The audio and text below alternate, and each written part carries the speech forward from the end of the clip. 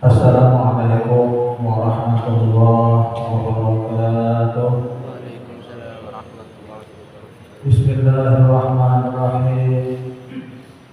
Innal hamdalillahi nahmaduhu wa nasta'inuhu wa nastaghfiruh wa na'udzu billahi min shururi anfusina wa min sayyiati a'malina.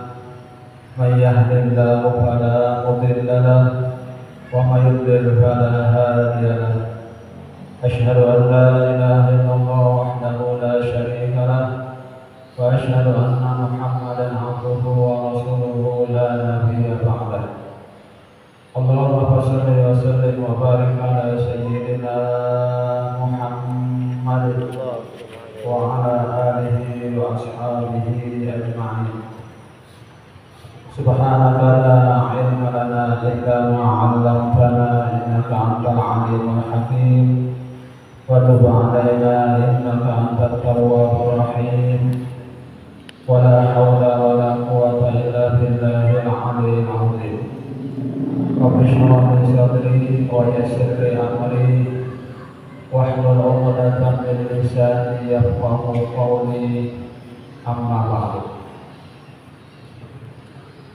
Hadirin jamaah sholat maghrib Masjid Al-Jihad yang dimuliakan Allah, pertama-tama terlebih dahulu marilah kita sama-sama memanjatkan puji dan syukur kita kepada Allah Subhanahu wa Ta'ala, karena dengan limpahan rahmat, karunia, taufik dan hidayah najwana sehingga kita pada malam hari ini kembali dapat melanjutkan kajian kita tentang kajian ilmu fikih kitab Sabilul Muhtadin yang masih membicarakan tentang kitab shaum, hal-hal yang berkaitan dengan puasa.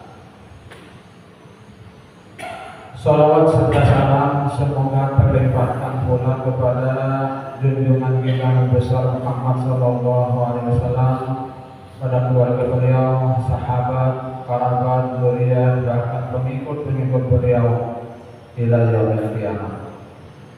Dan marilah kita sama-sama pula berniat atau memperbaharui niat i'tikaf dengan niat awal itu an-a'tadiha bil masjid sunnatan lillahi ta'ala.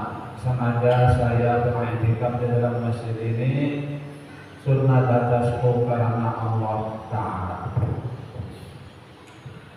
Hadirin jamaah sholat maghrib Masjid Al-Jihad yang dimuliakan Allah, pada malam hari ini kita sudah berada pada tanggal 9 Dzulhijjah, malam tanggal 9 Dzulhijjah, di mana pada esok hari itu adalah hari Arafah. Hari Arafah adalah hari hukumnya kaum muslimin yang sedang melaksanakan ibadah haji di tanah suci Makkah sana. Jadi hari Arafah itu hari hukum di padang Arafah. Nah, jadi kita yang berada yang tidak melaksanakan haji disunatkan untuk berpuasa esok hari Arafah. Dan hari ini juga disunatkan hari tarwiyah, ya, jahiliyah itu sunat dia berpuasa. Nah, esok itu sunat akad, sunat yang sangat dianjurkan. Dan fadilahnya sudah diketahui bersama bahwa puasa pada hari Arafah itu menghapus dosa 2 tahun. Yukaffiru sanatain, menghapus dosa 2 tahun. Dosa yang kecil-kecil, dosa yang harus terhapus dengan sebab kita melaksanakan puasa Arafah selama 2 tahun. Jangan 1 tahun yang telah lewat, 1 tahun yang akan datang. Nah itu dosa kita sudah terhapus. Nah kemudian pada malam hari ini kita lanjutkan kajian kita dan mudah-mudahan kita tahu puasa esok lah, mudah-mudahan kalau ini berniat dulu malam ini ya, berniat kita puasa dan kawan. Qala al-mu'allif rahimahullah ta'ala nafa'ana bihi wa bi'ulumihi fid dharain amin. Makruh berpuasa khusus pada hari Jumat, terkecuali kalau berpuasa sehari sebelumnya dan sehari sesudahnya. Karena Nabi sallallahu alaihi wasallam bersabda, la yasumanna ahadukum yawmal jumu'ati illa ayyasuma yawman qablahu wa yawman ba'dahu. Artinya janganlah salah seorang kamu berpuasa pada hari Jumat, khusus hari Jumat ya, terkecuali ia berpuasa sehari sebelumnya dan sehari sesudahnya. Jadi kalau puasa itu karena hari Jumat, puasa apa adalah baru harus kita gandeng dengan sehari sebelumnya, Kamis Jumat, atau sehari sesudahnya, Jumat Sabtu. Nah berarti untuk menghilangkan makruh tadi, ya kan? Karena kalau hari Jumat saja itu makruh hukumnya. Hadis riwayat Bukhari dan Muslim dari Abi Hurairah. Hari Jumat adalah hari raya seperti yang diterangkan di dalam hadis dan diperintahkan berbuka pada hari itu agar kuat melaksanakan ibadah yang diperintah pada hari itu. Ya, ada hadis Nabi bahwa hari Jumat itu adalah hari raya mingguan. Ada yang dibaca Bilal lain, Ma'asyiral muslimin rahimakumullah. Warada 'an Nabi sallallahu alaihi wasallam anna yawmal jumu'ati sayyidul ayyami wa 'idul muslimin. Sesungguhnya hari Jumat itu adalah sayyidul ayyam, penghulu hari, pemimpin hari, wa 'idul muslimin, dan hari raya umat Islam, hari mingguan. Makanya hari apa berpuasa hari itu aja, khusus hari itu makruh hukumnya. Nah, ya kan? Tapi kalau hari raya beneran, hari raya fitrah, hari raya Idul Adha, itu berpuasa pada hari itu haram hukumnya, ya kan? Nah, hari raya Idul Fitri misalnya, ya kan, berpuasa haram hukumnya. Hari raya Idul Adha dan hari-hari tasyrik itu haram ya hukumnya.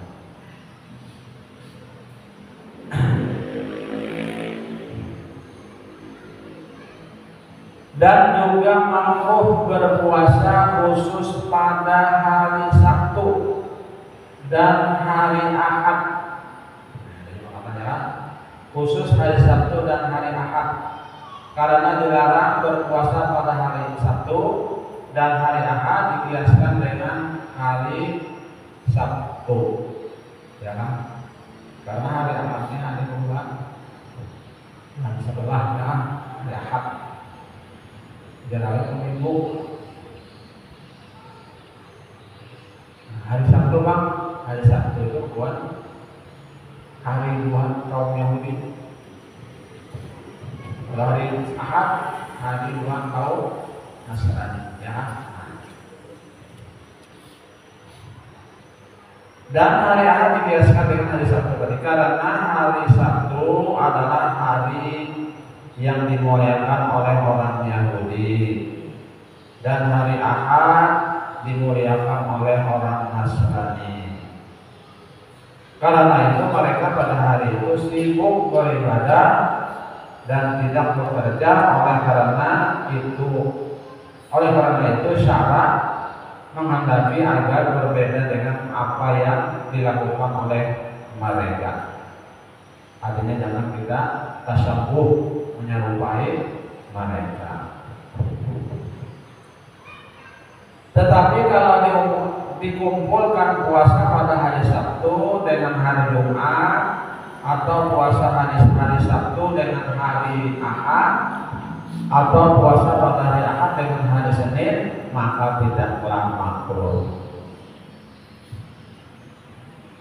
Sunat berpuasa di hari sunat berpuasa dahri, sunat berpuasa dahri, yakni berpuasa terus menerus selain dari hari raya dan hari-hari tasyrik. Jadi sunat kita berpuasa terus menerus, puasa terus, ya. Ini amalan Habib Husin yang kemarin itu yang membacakan dalam bulan. Hasil itu puasa terus, setiap hari puasa, kecuali hari raya, ya. Memang itu hari haram di puasa terus. Jadi kemudian Habib itu, ya. Kenapa sih dari puasa di sini membayari niat sidik, membayari hutang orang yang terhutang, hutang puasa itu niat sidik, membayari orang yang terhutang. Habib sidik. Ada hari musim saja yang datang pada sini yang rancang ayatnya sudah meninggal, karena sudah meninggal sidik almarhum.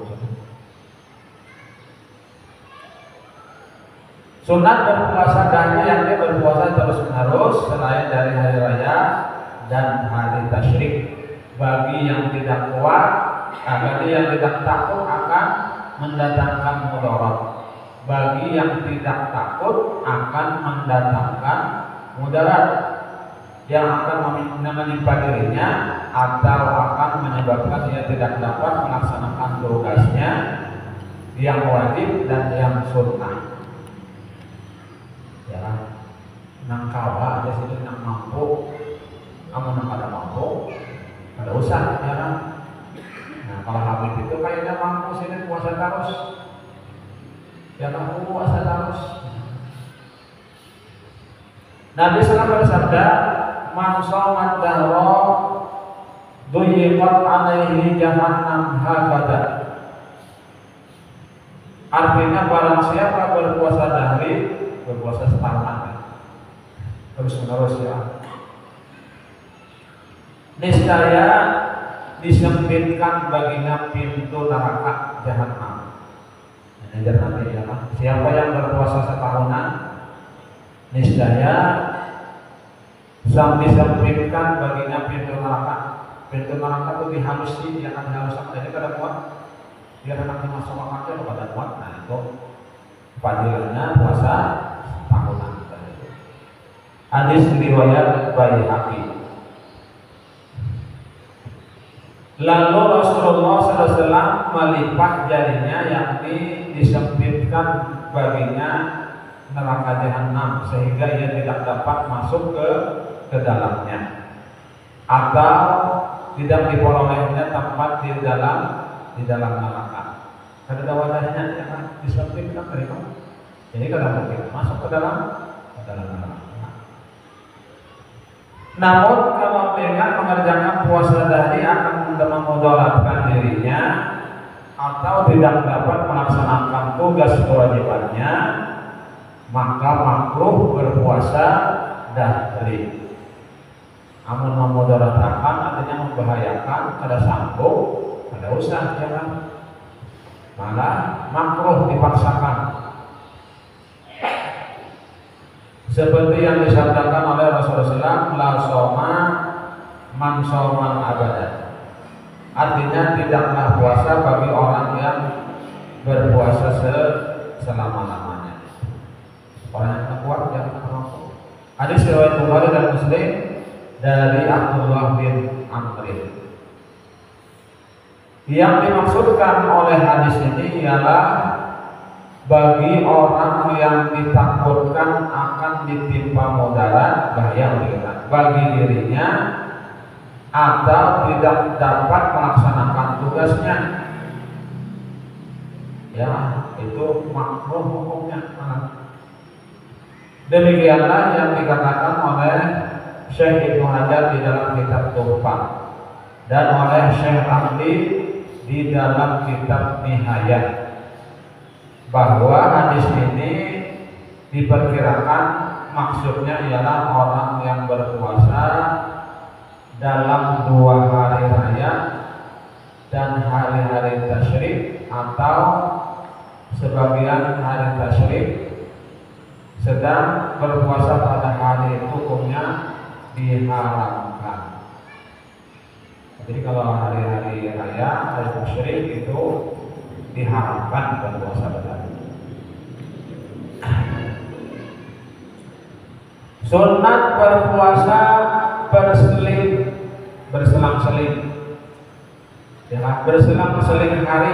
Umpamanya berpuasa sehari kemudian berbuka sehari, lebih afdal dari puasa dahri.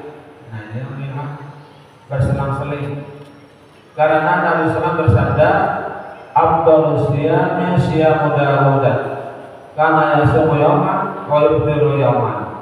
Artinya sebaik-baik puasa itu adalah puasa Nabi Daud, sehari berbuka dan sehari berpuasa. Ya, sehari berpuasa dan sehari berbuka. Ini puasanya Nabi Daud. Ketimbang setahunan tadi, ya kan, terus-menerus puasa, lebih baik berselang-seling. Ya, sehari puasa, sehari ibadah, sehari puasa, sehari ibadah.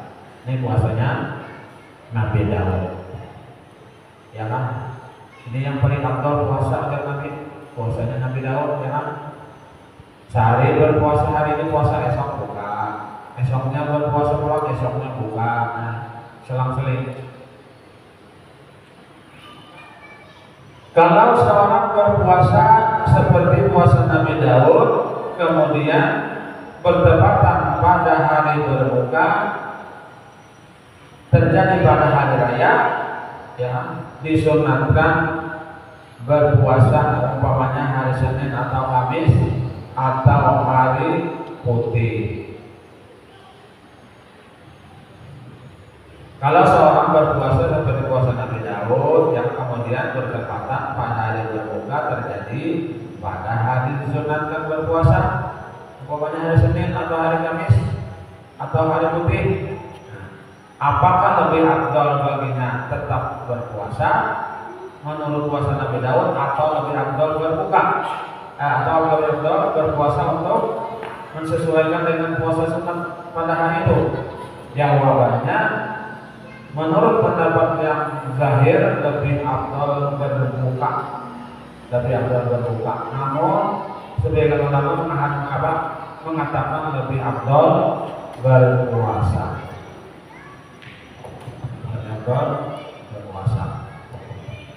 Ini misalnya seseorang yang berpuasa seperti Nabi Daud berselang-seling, kemudian bertepatan pada hari berbuka itu terjadi pada kami disunatkan berpuasa, ya kan? Misalnya puasa Kamis puasa, Jumat libur, Sabtu puasa, Ahad libur. Kebetulan Ahad hari Arafah misalnya, nanti kan esok hari Arafah. Puasa Nabi selang-seling itu jangan katakan hari Jumat kan? Misalnya Kamis puasa, Jumat berbuka, Sabtu puasa, Ahad berbuka. Nah, kebetulan Ahad hari Arafah, apakah berpuasa atau tidak?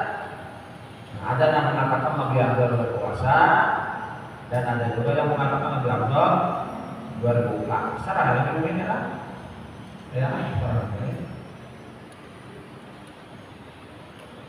Siapa yang melakukan puasa sunat atau sholat sunat atau ibadah yang lain dari puasa dan sholat selain dari haji dan umroh boleh membatalkan ibadahnya selama tidak dinazarkan untuk mencapai yang lebih sempurna. Karena Nabi SAW bersabda, as-shaimul mutatawwi'u amiru nafsihi insya'a shoma wa insya'a afṭara. Artinya orang yang mengerjakan puasa sunat itu menjadi penguasa dirinya. Kalau diinginkannya baru diteruskannya, dan kalau tidak ingin berpuasa ia berbuka. Ya. Karena puasa sunat itu kan puasa sunat kan. Nak berpuasa harus akannya, nak ada berbuka tidak berbuka. Hadis riwayat Ahmad Tirmidzi Baihaqi dari Ummu Haris. Sholat dikiaskan dengan puasa dan yang selain sholat seperti i'tikaf, tawaf, wudu, membaca surat Al-Kahfi pada malam Jumat atau pada siang harinya, membaca tasbih sholat atau membaca tasbih sholat 5 waktu, sedang ibadah yang fardu dilarang, membatalkan seperti yang diterangkan dalam firman Allah.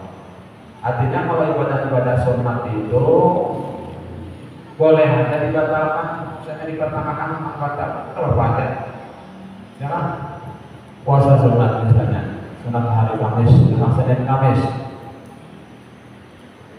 Lalu ada orang bersaluan, misalnya bersaluan bahawal dan kalau pas hari Senin, lalunya sahabat datanginya saya makan, kebatal berarti ya kan? Nak teruskan puasa ada bukan juga. Nah itu yang sunat artinya boleh aja dibatalkan, artinya dibatalkannya ada jadi puasa sunat. Nah, tetapi kalau yang wajib itu kada boleh dilarang membatalkannya, ya kan? Kalau misalnya puasa nazar, bernazar misalnya apa kan nazarnya ya kan? Anak berpuasa, nah itu kada boleh dibatalkan. Itu puasa nazar wajib kan. Tapi kalau puasa sunat itu boleh saja dibatalkan.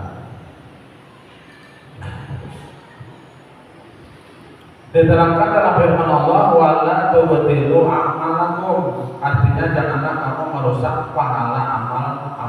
Artinya enam wajib. Surat Muhammad ayat 33. Kalau puasa dibatalkan tanpa adanya uzur, maka hukumnya hanya makruh. Kalau puasa dibatalkan tanpa adanya uzur, maka hukumnya makruh. Dan jika dibatalkan karena adanya uzur, seperti orang yang menjamu orang yang berpuasa atau yang dijamu sedang dia berpuasa sunat, puasa sunat, maka tidaklah makruh membatalkannya. Ya, tidak makruh membatalkan. Kita misalnya puasa, ya kan? Puasa sunat nih. Lalu enak bertamu orang, sangatnya seorang banyak yang seorang awadai, sedangkan kita puasa. Kata apa itu batal kan? Ini puasa sunat ya, batal kalau pajak, makan minum situ yang ada pajak, orang pada tahu, ya kan? Orang pada tahu kita puasa, ya kalau orang tahu kita puasa, orang pada bikin dulu banyak sama awadai. Kadang apa? Kita buka, maksudnya apabila puasa itu puasa sunnah, artinya ada uzur, ya kan?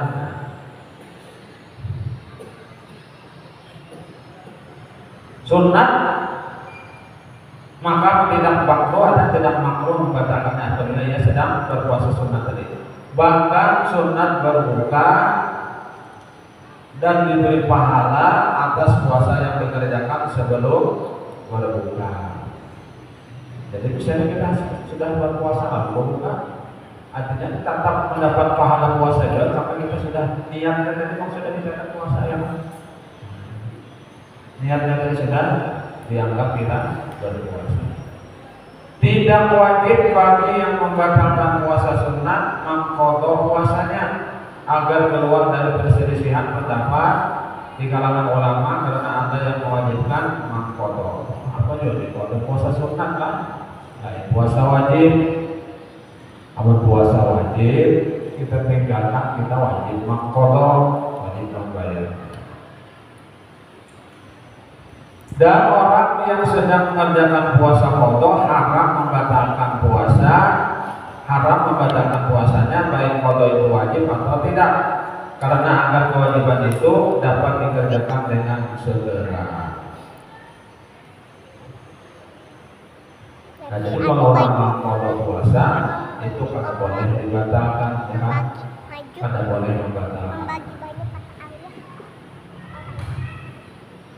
Haram bagi istri atau jariyah berpuasa sunat selain dari puasa Arafah dan Asyura, terkecuali dengan izin suami atau tuannya.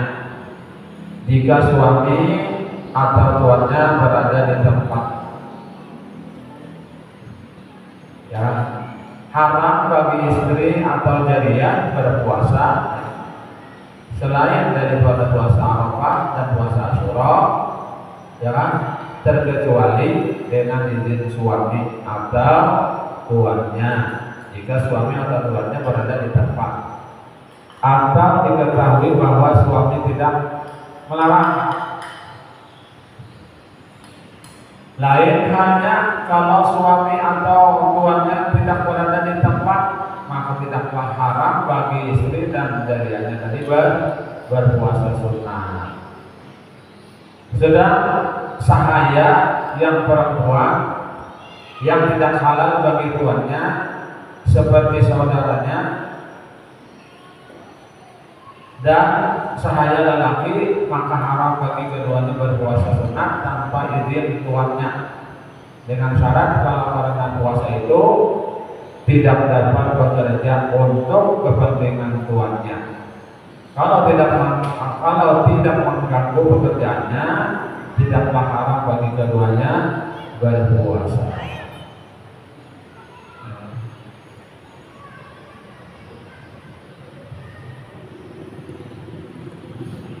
Kemudian selanjutnya kitab i'tikaf. Yang dimaksud dengan i'tikaf menurut arti bahasa ialah berhenti atau menahan diri dalam melakukan sesuatu, sekalipun dalam perbuatan jahat.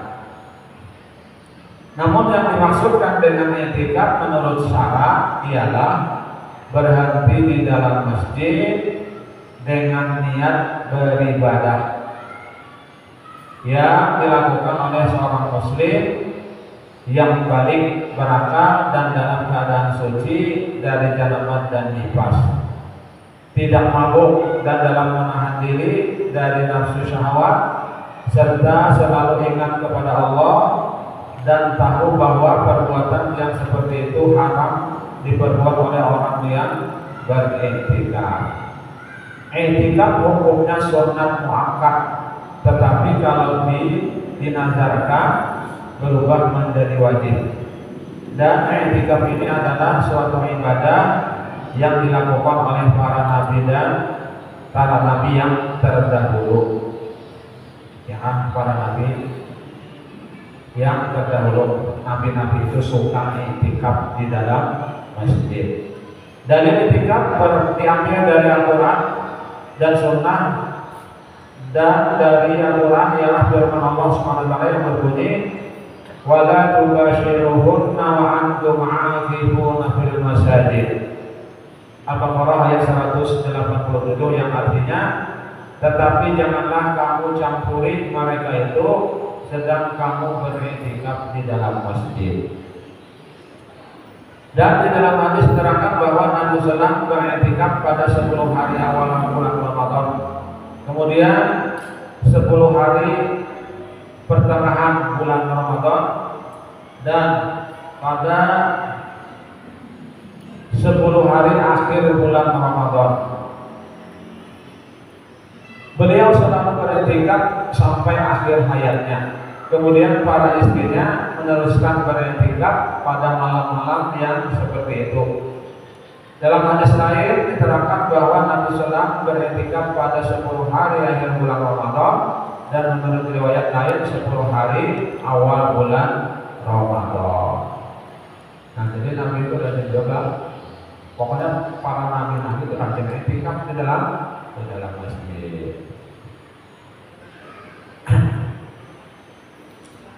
Iktikaf tidak terikat dengan waktu, bahkan sunat beriktikaf pada setiap waktu di dalam bulan Ramadan maupun di luar bulan Ramadan, tetapi beriktikaf pada 10 hari akhir bulan Ramadan lebih afdal dari waktu yang lain. Maka kita kan nanti kita menjelaskan mengkadang niat iktikaf, jadi kadang pahala iktikaf. Ini harus diniatkan kalau iktikaf memang karena kita bertahan dalam masjid. Namun kalau berniat iktikaf, ada pahala iktikaf. Nah,